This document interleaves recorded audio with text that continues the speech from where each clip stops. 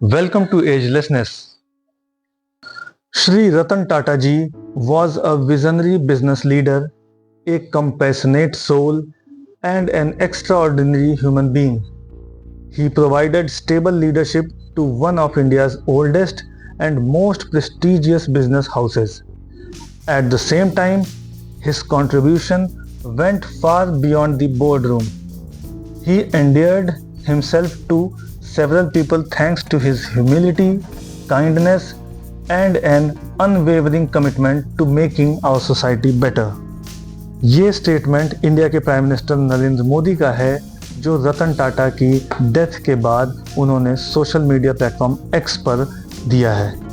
रतन नवल टाटा भारत के एक सुप्रसिद्ध उद्योगपति थे, जिन्होंने टाटा समूह और टाटा सन्स के अध्यक्ष के रूप में कार्य किया। टाटा समूह, जो भारत की सबसे बड़ी व्यापारिक इकाई है, इसके अध्यक्ष के रूप में रतन टाटा ने 1991 से 2012 तक कार्य किया। वहीं 2016-17 में भी रतन टाटा ने समूह के कार्यकारी अध्यक्ष के रूप में भी कार्य किया।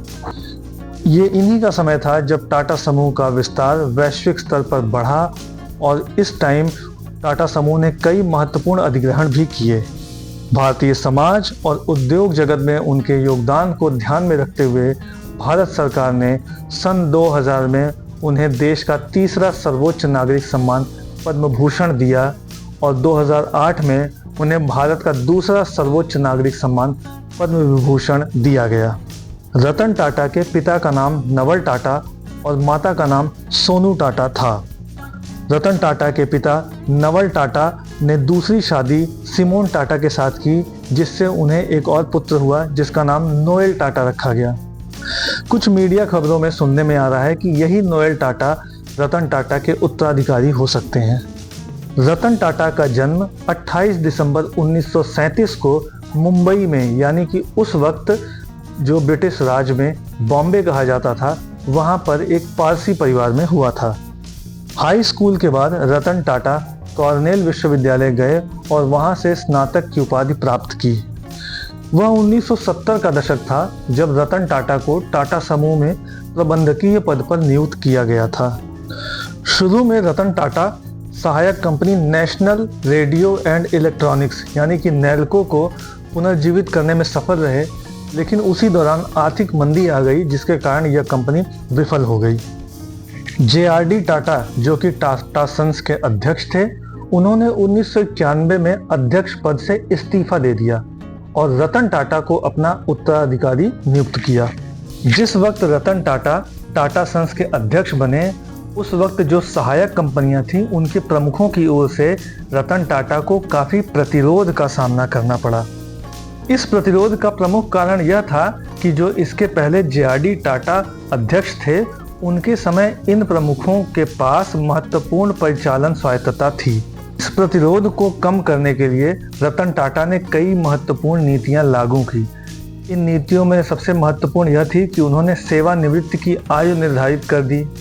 साथ ही साथ जो सहायक कंपनियां थीं, उनके लिए ये अनिवार्य कर दिया कि वो सीधे समूह कार्यालय में रिपोर्ट करेंगी। रतन टाटा ने अपने कार्यकाल के दौरान कंपनी में नवाचार को प्राथमिकता दी और साथ ही साथ कई ऐसे महत्वपूर्ण पद थे जहां पर उन्होंने युवा प्रतिभाओं को काफ़ी मौका दिया और उन्हें कई जिम्मेदारियां दी, जिसके कारण युवाओं में लीडरशिप क्वालिटी का उद्भव हुआ। रतन टाटा ने टाटा समूह का नेतृत्व लगभग 21 वर्षों तक किया। इन 21 वर्षों में टाटा के राजस्व में लगभग 40 गुना से अधिक की वृद्धि हुई।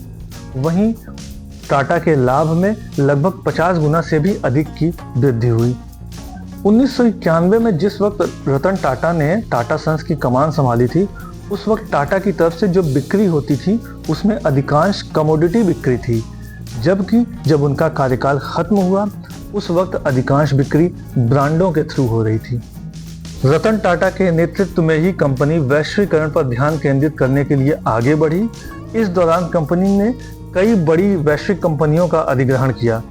टाटा टी ने इटली का अधिग्रहण किया, टाटा मोटर्स ने जगुआर और लैंड रोवर का अधिग्रहण किया और टाटा स्टील ने कोरस का अधिग्रहण किया। इन अधिग्रहणों के बाद ही टाटा समूह एक वैश्विक व्यवसाय के रूप में सामने आया, जिसका लगभग 65% से अधिक राजस्व अंतर्राष्ट्रीय परिचालन और बिक्री के थ्रू आता था।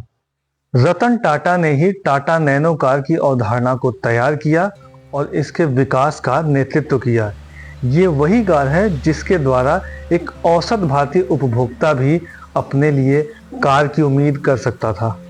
75 वर्ष की आयु पूरी करने के बाद रतन टाटा ने 28 दिसंबर 2012 को टाटा समूह में अपनी कार्यकारी भूमिका से इस्तीफा दे दिया, जिसके बाद टाटा में नेतृत्व संकट पैदा हो गया, क्योंकि रतन टाटा के उत्तराधिकारी साइरस मिस्त्री की नियुक्ति पर विवाद खड़े हो गए। इसके बाद साइरस मिस्त्री को टाटा सन्स के चेयरमैन के पद से हटा दिया गया। इस संकट के समय में रतन टाटा ने एक बार फिर से जिम्मेदारी संभाली और अंतरिम चेयरमैन के पद को संभाला।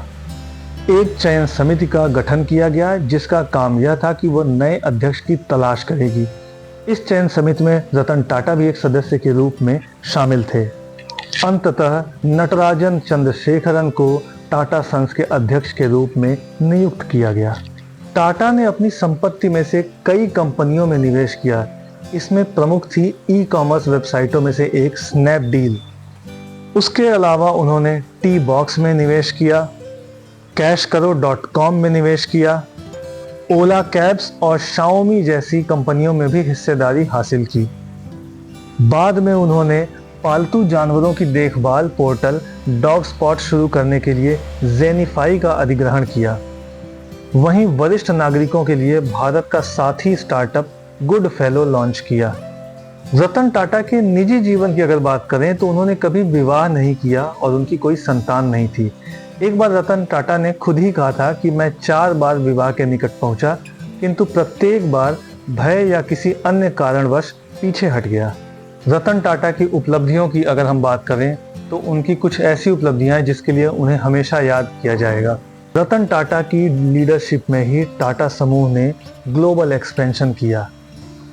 आज टाटा समूह 100 से ज़्यादा देशों में ऑपरेशनल है और मार्च 2024 तक $165 बिलियन से अधिक का रेवेन्यू अचीव किया है। इन्हीं के समय कंपनी ने कुछ आइकॉनिक अधिग्रहण किए। इसमें प्रमुख रहे ब्रिटिश स्टील मेकर कोरस का 2007 में अधिग्रहण और जैगुआर लैंड रोवर का 2008 में अधिग्रहण। रतन टाटा को उनके परोपकारी प्रयासों के लिए भी जाना जाता था और उनकी मृत्यु टाटा ट्रस्ट में एक महत्वपूर्ण नेतृत्व गैप छोड़ती है, जो टाटा सन्स के लगभग 66% को नियंत्रित करती है। रतन टाटा के नेतृत्व में ही समूह ने भारत का पहला सुपर ऐप टाटा न्यू पेश किया। कंपनी सॉफ्टवेयर से लेकर स्पोर्ट्स कारों तक के पोर्टफोलियो के साथ एक विशाल अंतर्राष्ट्रीय उद्यम में विकसित हुई है। 2008 के मुंबई आतंकवादी हमलों के दौरान टाटा समूह को एक बड़े संकट का सामना करना पड़ा था, क्योंकि इसी हमले के दौरान होटल ताजमहल पैलेस को निशाना बनाया गया था, जो कि कंपनी का प्रमुख होटल है। रतन टाटा की अगर आखिरी बड़ी अचीवमेंट की बात करें तो वो थी एयर इंडिया की री-एक्विजिशन 2021 में। एयर इंडिया के राष्ट्रीयकरण के 90 वर्षों के बाद टाटा समूह ने इसका अधिग्रहण दोबारा से किया। इस प्रकार रतन टाटा का जाना टाटा समूह के लिए ही नहीं बल्कि समाज और औद्योगिक जगत के लिए भी बहुत बड़ा नुकसान है। यह भारतीय अर्थव्यवस्था के लिए भी एक बहुत बड़ा नुकसान है, क्योंकि उसने एक विजनरी लीडर को खोया है। इसी तरह के और भी अपडेट्स जानने के लिए लाइक और सब्सक्राइब करें agelessness. Thank you very much.